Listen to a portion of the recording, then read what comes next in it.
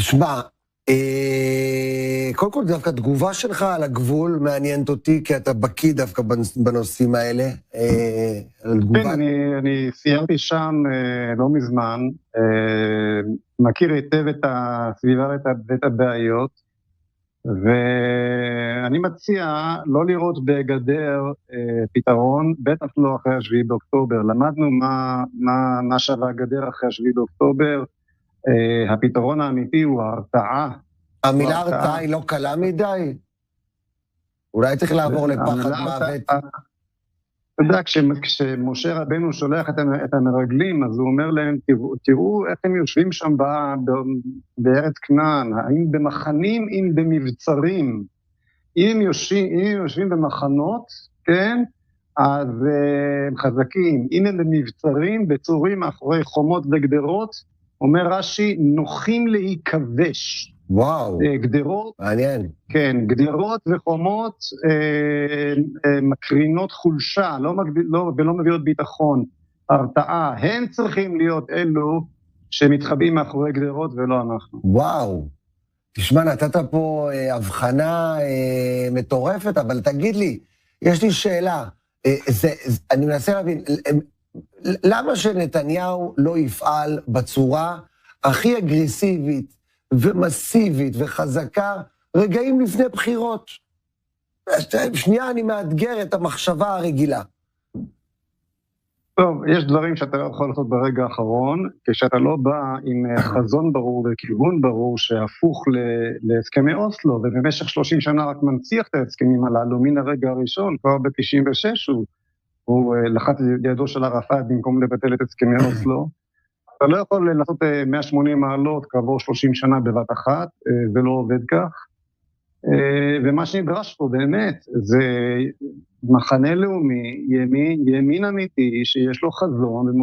אבל אם נתניהו מבין שזה הרצון של הציבור, ויש, איך אומרים, מאגפים אותו מימין ימינה ברמה הביטחונית, אז למה שלא יפעל למשל, יאמר, לבנון, אנחנו, לאן שהגענו, זה כיבוש, זהו, להגיד את המילה, למה הוא לא משתמש במילה הזאת?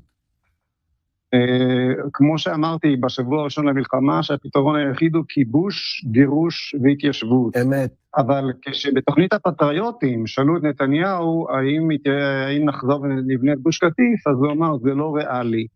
כלומר, זה לא נמצא במוטת כנפי החלום שלו, ואם אתה לא רואה בארץ הזו, גם ברצועת עזה, גם בדרום לבנון, גם בכל מקום שממנו נותקף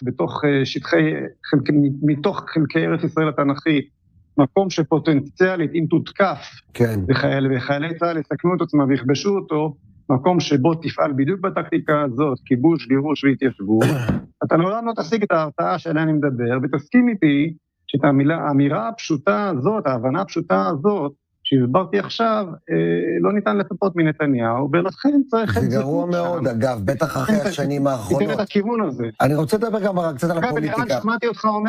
שמעתי אותך אומר דברים ברוח זו, נכון.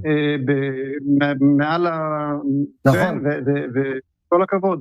חד משמעית, אני חושב שברמה של השפה שלנו, היהודים היושבים בישראל, צריכים להתחיל לדבר בצורה שאינה מתחשבת באומות העולם, ונותנת תחושה, כאילו, מה קורה? אנחנו חושבים שאנחנו מערבבים אותם, נכון? זאת אומרת, לא, זה רק רצועת ביטחון, לא. כשאתה מדבר על רצועת ביטחון, אז האמריקאי אומר לך, תשמע, זה רצועת ביטחון אמרת, נכון? אז אם אתה מדבר על רצועת ביטחון, מה אכפת לך שהיא תהיה רק קילומטר? לא, אני צריך להגיד לאמריקאי, אני רוצה כיבוש. כיבוש, אני כובש אותו, כי זה מה שהוא מבין, וגם דיברתי עם בכירים בצבא, הם אומרים, כיבוש זה מושג צבאי, שהרגו אותו פה. מה זאת אומרת? ככה מגיעים להכרעה, עם גירוש אוכלוסייה וכיבוש אדמה. ומה קרה לנו, אני לא יודע. למה אנחנו מתביישים להגיד את המילה כיבוש? מה קרה פה? הפסקנו לדבר על צדק. כלומר, הפסקנו לומר שזאת פשוט הארץ שלנו ולא שלהם. פשוט מאוד.